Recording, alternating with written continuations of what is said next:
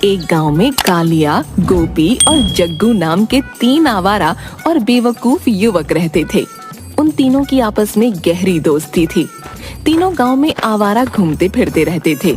एक दिन वो तीनों गांव में बने हुए छोटे से खोखे पर चाय पी रहे थे कि तभी दुकानदार ने उनसे कहा, ये आज तुम तीनों की आखिरी चाय है।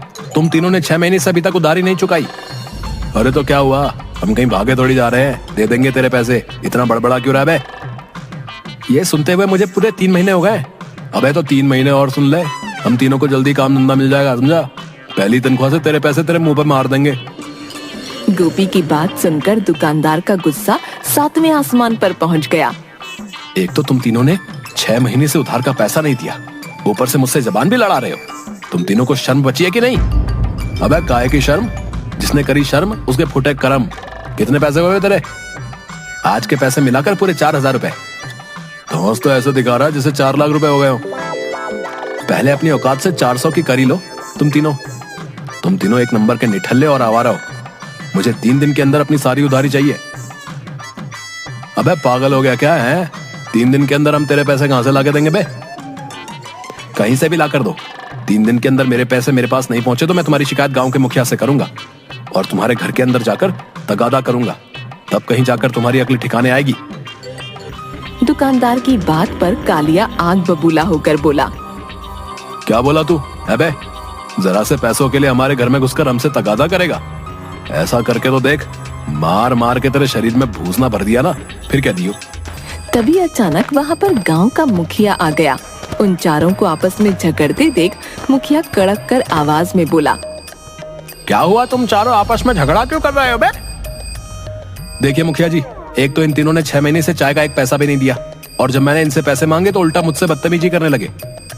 मुखिया जी, हमने इससे बोला था कि हम इसके पैसे जल्द से जल्द लौटा देंगे, मगर ये घर में घुसकर तगादा करने की धमकी दे रहा है। सही तो कह रहा है वो। हमें थोड़ा सा वक्त चाहिए मुखिया जी। ये हमसे बोल रहा है कि 3 दिन के अंदर पैसे चाहिए। भला हम 3 दिन के अंदर पैसे कहां से ला कर देंगे?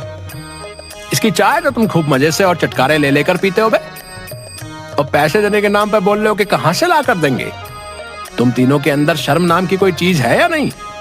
इतने हट्टे कट्टे नौजवान होकर तुम चाय तक के पैसे नहीं दे पा रहे। शर्म आनी चाहिए तुम तीनों को। मुखिया जी, मुझे मेरे इनसे पैसे दिलवा दीजिए। तुम तीनों ध्यान से सुनो, 1 हफ्ते के अंदर अंदर इसके पैसे लौटा देना, वरना मुझसे बुरा कोई नहीं होगा। अब निकलो यहाँ से।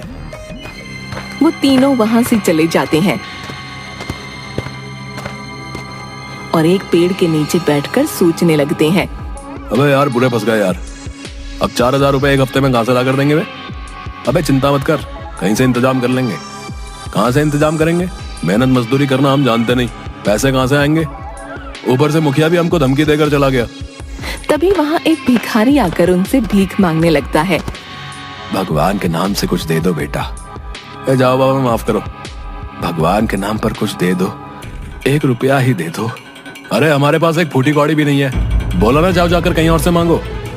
उन तीनों की बात सुनकर भिखारी को गुस्सा आ जाता है। ऐसा लगता है जैसे कि तुम तीनों मुझसे भी ज्यादा गए गुजरे हो। ये लो, मेरी तरफ से 5 रुपया तुम रख लो।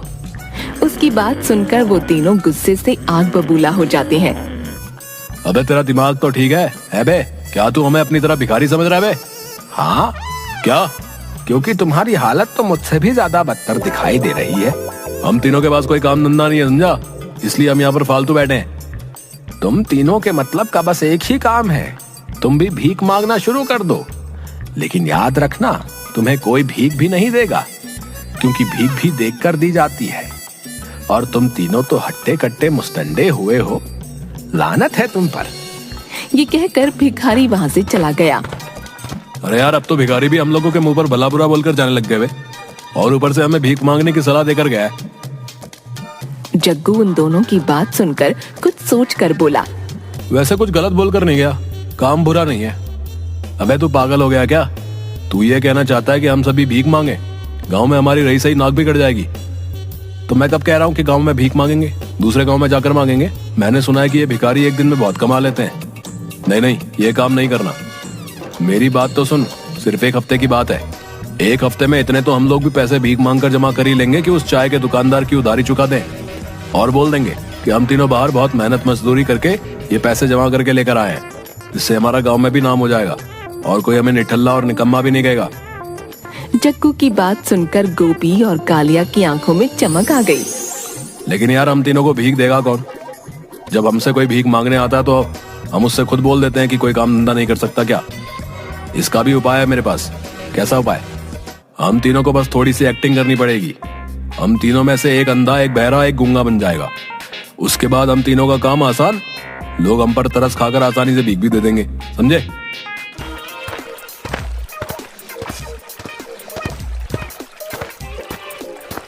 वो तीनों दूसरे गांव पहुंच गए। कालिया गूंगा, गोपी अंधा और जग्गू बहरा बन जाता है। उस गांव में एक व्यक्ति एक दुकान पर खड़ा होकर समोसे खा रहा होता है। हम तीनों एक साथ जाएंगे तो हो सकता है कि हम पर शक हो जाए। सबसे पहले मैं जाता हूँ। कालिया उस व्यक्ति के पास जाकर गूंगे की एक्टिंग करके भीख मांगने लगा, मगर उस व्यक्ति के पास जाकर कालिया ये भूल गया कि उसे गूंगा बनकर भीख मांगनी थी। भगवान के नाम पर कुछ दे दो बाबा, मैं जन्मजात गूंगा हूँ। कालिया की बात सुनकर वो व्यक्ति बुरी तरह से चौंक गया। अबे जब तू जन्मजात गूंगा है तो फिर बोल कैसे रहा है? कालिया को अचानक ध्यान आया कि उसे तो गूंगे की एक्टिंग करनी थी और फिर वो अचानक से गूंगे की एक्टिंग करने लगा। जबा जबा चबा। कालिया को देखकर वो व्यक्ति समझ गया कि ये इंसान झूठा है। अबे पागल समझा क्या? साले अट्टा कट्टा होकर गूंगा बन के भीख मांग रहा है वे? मारो भाई, सब इसको मारो। इतना कहकर वो कालिया को बुरी तरह से पीटने लगा और आसपास के लोगों ने भी कालिया पर हाथ सेंक दिए। कालिया दर्द से कराहता हुआ अपने दोस्तों के पास चला गया। अबे उन लोगों ने मुझे बहुत मारा बे, पीट पीट कर मेरा बुरा हाल कर दिया। अबे बेवकूफ, तुझे गूंगा बनना था। तूने कभी सुना है कि ये गूंगा ये बोल रहा है कि मैं जन्मजात गूंगा हूँ? तू तो कड़ी का एक्टर है। अब देख, मैं जाता हूँ, सीखना मुझसे कुछ। देख उससे कैसे पैसे ऐड कर लेके आता हूँ, देख। इतना कहकर गोपी उसी व्यक्ति के पास चला गया। भगवान के नाम पे कुछ दे दे बाबा इस अंधे को। मेरे घर में मेरी बीवी और बच्चे 2 दिन से भूखे हैं। उस व्यक्ति को गोपी को देखकर बड़ा तरस आया। वो अपनी जेब से 100 का नोट निकालकर गोपी को देखकर बोला, कहाँ रहते हो तुम? पहले तो तुम्हें इस गांव में कभी नहीं देखा। मैं यहीं पास के गांव में ही रहता हूँ बाबूजी। क्या तुम पैदाइशी अंधे हो? नहीं बाबूजी, कुछ वक्त पहले मजदूरी करते समय दीवार मेरे ऊपर गिर गई। मेरे पास इलाज कराने के लिए पैसे नहीं थे और मेरी आंखें चली गईं। तुम घबराओ मत, अगर तुम्हें और भी पैसों की जरूरत हो तो तुम मुझसे मिल लेना। लेकिन मैं आपसे कैसे मिल सकता हूँ बाबूजी? मैं तो देख ही नहीं सकता। मेरा नाम रामू है, मैं यहाँ का मुखिया हूँ। तुम किसी से भी बोल देना कि मुझे गांव के मुखिया से मिलना है, वो तुम्हें आसानी से मेरे पास पहुंचा देगा। अचानक गोपी ने देखा कि उस दुकान पर एक बड़ा सा सांप बैठा हुआ था, जो धीरे धीरे करके गोपी और मुखिया की ओर बढ़ रहा था। गोपी चिल्लाता हुआ बोला, सांप सांप सांप, अरे भागो सब यहाँ से, यहाँ पर एक बड़ा सा सांप है।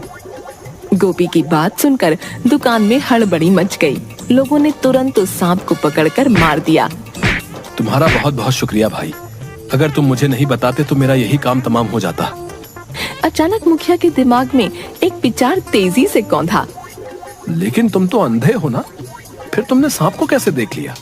वो मुझे सांप की आहट सुनाई दे गई। मुझे पता लग जाती है जब सांप आता है। मुखिया गुस्से से आग बबूला हो उठा।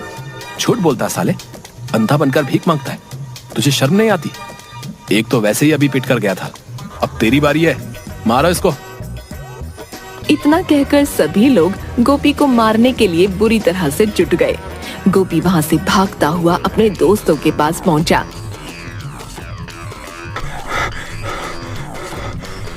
तू तो बड़ी बड़ी डेंगे आंग कर गया था, आ गया मार खाकर। अरे यार, एक्टिंग तो मैंने सही की थी, लेकिन बोलना मेरी मजबूरी थी। अगर नहीं बताता तो वो सांप मुझे भी डस सकता था। तभी जग्गू गुस्से में बोला, अरे तुम दोनों किसी काम के नहीं हो, तुम दोनों कुत्ते की तरह मार खाकर आ गए। तुमसे तो ठीक से एक्टिंग भी नहीं होती। हाँ, तू तो बहुत 30 मार खाए ना, सलमान खान के बाद तो तेरी एक्टिंग का ही नंबर आता है। अब तुम दोनों ध्यान से देखना बे, किस तरह मैं उस गांव के मुखिया को बेवकूफ बनाता हूँ, समझे? रहने दे भाई, मुझे लगता है कि हमें ठिकाना बदल लेना चाहिए। कहीं तू भी अगर पकड़ा गया तो लेने के देने पड़ जाएंगे। मैं तुम लोगों की तरह बेवकूफ नहीं हूँ, बहुत फिल्में देखी है मैंने। मुझे लगता है कालिया सही कह रहा है जग्गू। आज अगर मुंबई चला जाऊंगा तो बड़े से बड़ा रोल मुझे मेरी शक्ल देखकर ही मिल जाएगा, समझे? जाने दे भाई, जाने दे इसको, जाने दे। जा भाई जा। जग्गू बहरा बनकर उसी मुखिया के पास गया। ईश्वर के नाम पे कुछ दे दो बाबा। अभी 2 लोग यहाँ से पिट कर गए। पता नहीं क्यों मुझे तुझ पर भी शक हो रहा है कि तू भी उन्हीं का साथी है। मगर जग्गू उसकी बात पर कुछ नहीं बोला। अबे बहरा है क्या? जग्गू खामोश रहा। भगवान के नाम पर इस बहरे को कुछ दे दो बाबा। समझ गया, जब तू मेरी बात सुनी नहीं रहा था तो इसका मतलब वास्तव में तू बहरा है। मुखिया वही 100 का नोट निकालकर जग्गू को देने लगा कि अचानक दूसरा भिखारी मुखिया के सामने आकर खड़ा हो गया। भगवान के नाम पर कुछ दे दे बाबा। मुखिया उस भिखारी को भी कुछ पैसे देने लगा। तभी उस भिखारी की नजर जग्गू पर पड़ी। वो वही भिखारी था जो कुछ देर पहले उन तीनों दोस्तों को मिला था। मुखिया ने उस भिखारी को देखकर कहा, तू तो यहाँ पर बरसों से भीख मांग रहा है, ले तेरा एक और साथी आ गया। मुखिया की बात सुनकर भिखारी चौंक गया। कौन सा साथी? मैं तो अकेला हूँ। अरे ये देख, ये दूसरा भिखारी है, बेचारा बहरा है, सुन नहीं सकता। पागल हो गए हो क्या मुखिया जी? ये कोई बहरा वहरा नहीं है, ये दूसरे गांव का रहने वाला है। इसके साथ इसके दूसरे निकम्मे साथी भी होंगे जो इसी तरह बिल्कुल हट्टे कट्टे हैं। उस भिखारी की बात सुनकर मुखिया गुस्से से आग बबूला हो गया और उसने एक चांटा जग्गू के कान पर जड़ दिया। इसका मतलब तू भी धोखेबाज है। भिखारी की बात पर जग्गू का गुस्सा भी आसमान पर पहुंच गया। गुस्से में वो ये भी भूल गया कि उसे यहाँ पर बहरे की एक्टिंग करनी थी। झूठ बोल रहा है ये भिखारी। आप किसी से भी पूछ लो, मैं जन्मजात बहरा हूँ। अगर तू जन्मजात बहरा है तो फिर तूने इस भिखारी की बातें कैसे सुन ली बे? मुखिया की बात सुनकर जग्गू वहाँ से भागने लगा।